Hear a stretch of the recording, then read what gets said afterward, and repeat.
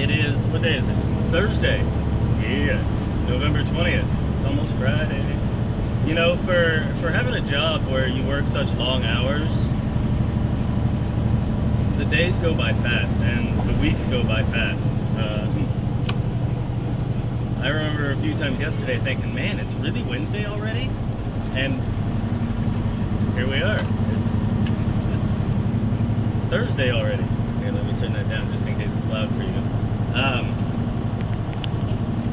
So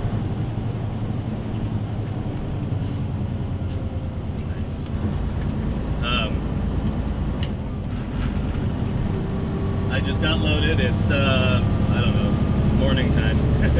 I just got loaded. It's a tarp load going back to the same place in Eugene that I've gone a couple times in the last week. I went there Tuesday morning. I was sitting there when I talked about my lowriders. And I went there last week when my daughter was with me. So anyways, I'm going back there again. Basically the same-ish load. And it's a tarp load. So that's what actually got me thinking to start recording, even though I hadn't said hello yet today, so hello again. I tarp quite a bit, a few times a week anyways, and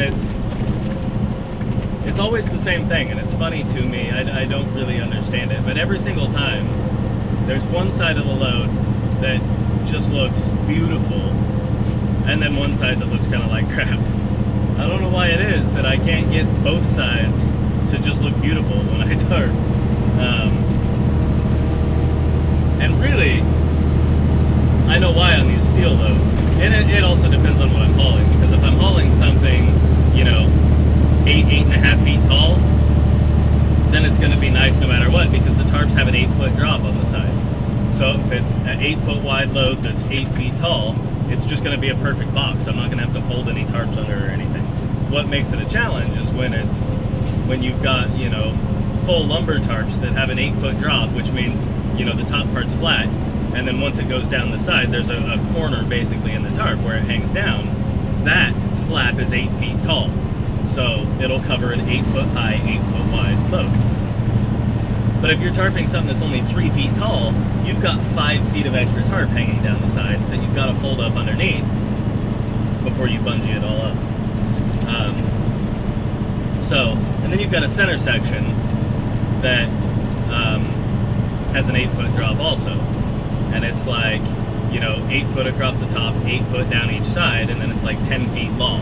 And it goes basically in the middle of 2 lumber tarps. That center section is called a steel tarp, because if you have it, you know, so it has the 8-foot drop on each side. If you just spin it 90 degrees, now it's a steel tarp. It's basically 10 foot wide, so it'll cover a really short steel load, and you don't have all that extra overhang. Well, I only have one center section, so when I tarp these steel loads, I use the center section, or the steel tarp, on the back, which covers the back like 24 feet. And then I have to use a lumber tarp on the front, so I've got 8-foot drop, but the load is 2 feet tall, so I've got 6 feet of extra tarp on the 2 sides in the front that I've got to fold up under. So the steel tarp on the back looks glorious, right? Because there's like 6 inches of overhang on each side. It's easy to fold that under. But it's the front part where I have the lumber tarp on the front with all that extra overhang that, like I said, I can get one side to look good, and it's usually the side I do first. And then the other side just sucks. I know why in this case, and probably why in many other cases as well. The load is so short that you have D-rings that you hook all your bungees to. The side I did first, the top row of D-rings, the highest D-rings I have, were right even with the rub rail. So I do, and that was the driver's side, so I did that whole side, and then I go around to the other side and my D-rings were below the rub rail, which means I can't pull the bungee or pull the tarps tight. There's not enough. I need another row of D-rings higher up in order to get them tight, which is ideally what you want to do. So they're slacking, really, because of that. And so I've got the side I did first was tight and it looks nice. The side I did second, there's extra. So I know generally that's going to happen when I have to use my lumber tarp. So what I do is I just throw 2 straps over the load, and then drive it out to the tarping area, and then I tarp it. And then after it's tarped, I throw all of my straps to actually hold the load down. So my tarps, or my straps, are going over the tarp to help hold the tarps down. Normally, with a normal larger load, I would tie it all down and then just tarp over the top. But with a short load, I use the tarp or the straps to help hold the tarps down. So anyhow, I don't know if you guys care about that at all, but yeah, just something I was thinking about, something I was noticing. Ooh, all kinds of nasty traffic. So I wonder if there's like a wreck or something, or if it's just, and it's almost 10 in the morning. There shouldn't be like normal work traffic, so there's got to be something going on up here. That's another thing that was weird. I texted dispatch, as I always do once I'm loaded and leaving, just so they know where I'm at. It's just like, hey, I'm all tied down and tarped, about to head out to go down to Eugene. And my dispatcher said, okay, be careful. Which I thought, that's strange. She never says be careful. So then I started getting all worried. I'm like, what does she know that I don't? What do I need to be careful of? Is there like bad weather? Is it like snowy and icy down there? I mean, it's warmer here today. It's above freezing. It rained last night. Nothing, you know, it's kind of the way it goes around here. It'll be really cold and clear, or warm up and rain. So, and it warmed up yesterday evening and rained last night. So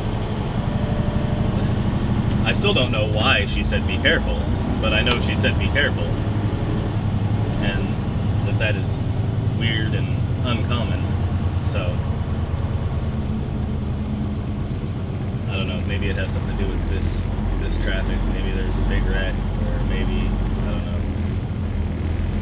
I don't know. Anyhow, that's what I'm doing. I imagine I'm going to be deadheading back empty. Obviously, that's what deadhead means, driving empty, for those of you that don't know. Bobtail is without a trailer, deadhead is driving empty. So there's never really good freight coming out of Eugene, so I pretty much always deadhead back. So I'm sure I'll be deadheading back, which is probably good, because the way things are looking, I'm not even going to get there till noon. It'll probably take them a good hour to unload me. That's one. I won't get back up here till, even deadheading back without going to get a load somewhere, I won't get back up here till 3:30 or something. Maybe even a bit later, depending on traffic that time of day. So yeah. Anyhow, that's it. Oh, so I'm at my delivery.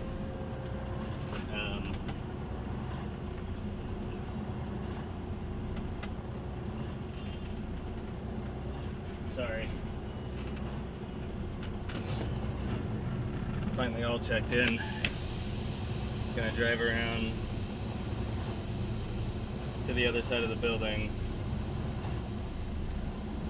and back in to door 2,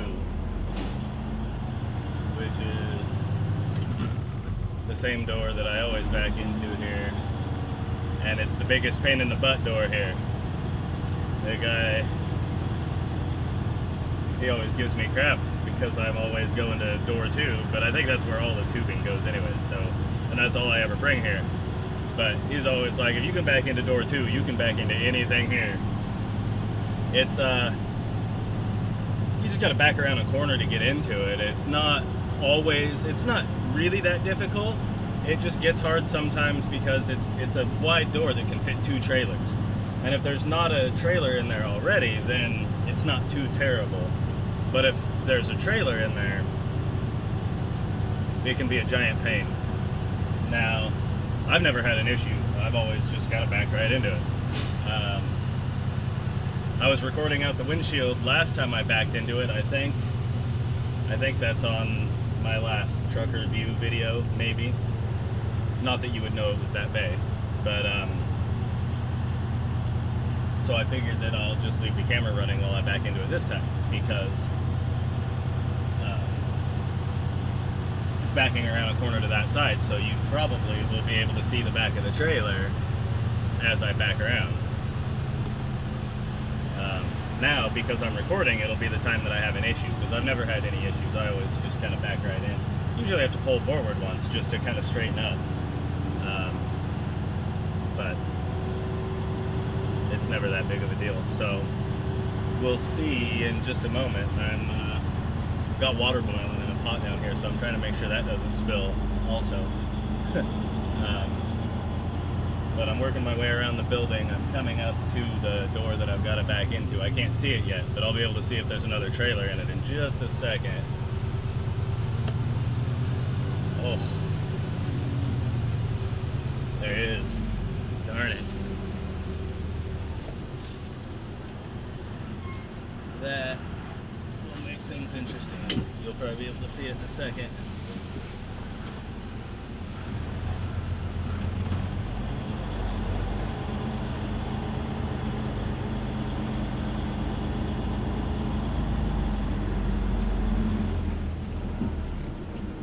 And there's a car on the inside blocking my view. Okay, you can probably maybe see the door right now. And the car that's in my way. I didn't think about that. My head's gonna be blocking your view, huh?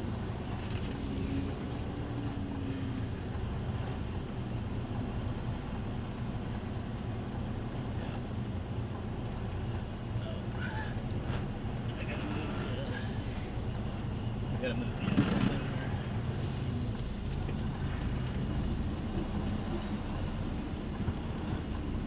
Yep. Told you. That's the first time I've had to pull forward until I was in the door, so. All because I'm recording. There's a post on that side too that I've got to watch out for.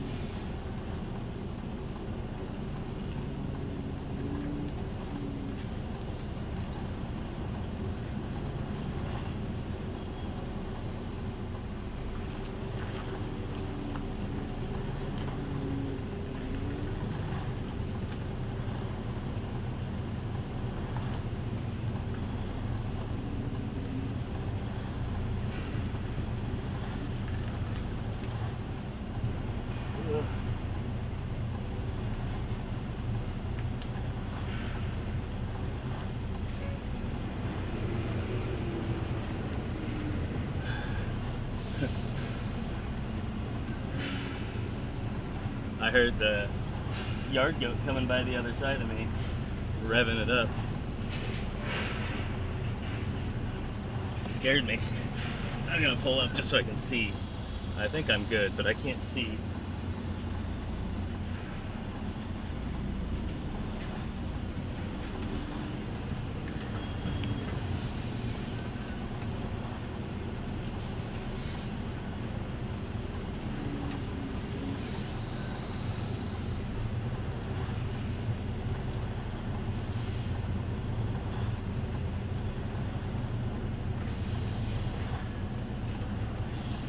Straighten up again.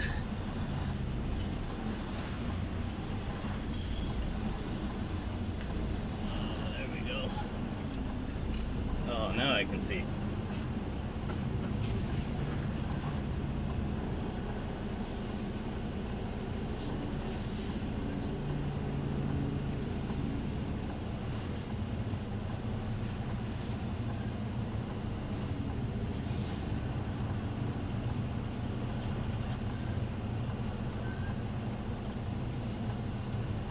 Oh,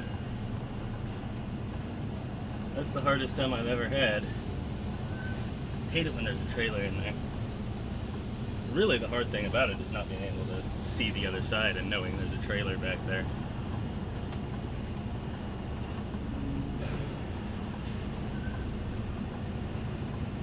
I don't want to hit their trailer because I'd have to pay to fix it. It's not like I'm a company driver and somebody else gets to foot that bill. It's all me. Alright, there we are. Hopefully I didn't make myself look too bad. Flatbedders don't know how to back up. Remember that. In case you're curious, these are the kind of noodles I eat the most in the truck. I doubt they're very good for you, but they're spicy. I like spicy, and it's pretty good. We got a big box of them at Costco, so I have other kinds as well. I have regular cup of noodles, and then I have some other kind from Trader Joe's or something, and then I have these that I really like. They're pretty spicy, but they've got like actual chunks of mushrooms and carrots, and you know, it's not all just flavoring like some others. It's actual chunks of shit stuff. Sorry. So anyhow, I just figured I'd show you that in case you were curious. Premium noodle soup. Enriched wheat flour. Let's see. 450 calories, 16 grams of fat.